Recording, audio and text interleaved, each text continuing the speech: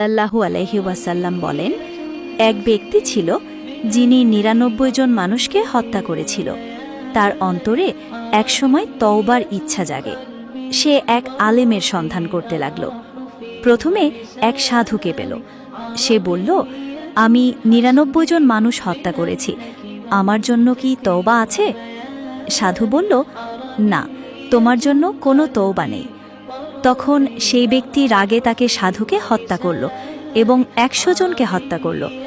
তারপরও সে তওবার আশায় একজন সত্যিকার আলেমের সন্ধান করল। এক আলেমকে পেয়ে বলল, আমি ১০০ জন মানুষকে হত্যা করেছি, আমার জন্য কি?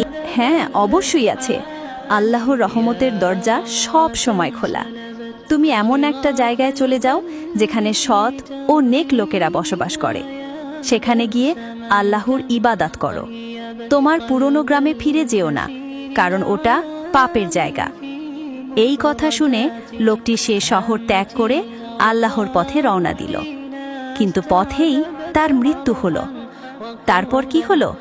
ফেরেশতারা তার রূহ নেবার জন্য এলো। রহমতের ফেরেশতারা বলল, সে তো তওবার উদ্দেশ্যে ঘর ছেড়েছে। আযাবের ফেরেশতারা বলল, সে তো কোনো ভালো কাজ করেনি, বরং ১০০ জন মানুষ হত্যা করেছে। অতঃপর আল্লাহ সুবহানাহু ওয়া তাআলা নির্দেশ দিলেন, ২ শহরের দূরত্ব পরিমাপ করো। যদি সে নেক লোকেদের শহরের কাছে থাকে তাহলে সে জান্নাতি হবে। পরিমাপ করে দেখা গেল সে নেক লোকেদের শহরের একটু বেশি কাছাকাছি ছিল। ফলে আল্লাহ তাকে ক্ষমা করে দিলেন। ওই তওবাকারী মানুষ জান্নাত পেয়ে গেল, শুধুমাত্র তওবার ইচ্ছার কারণে।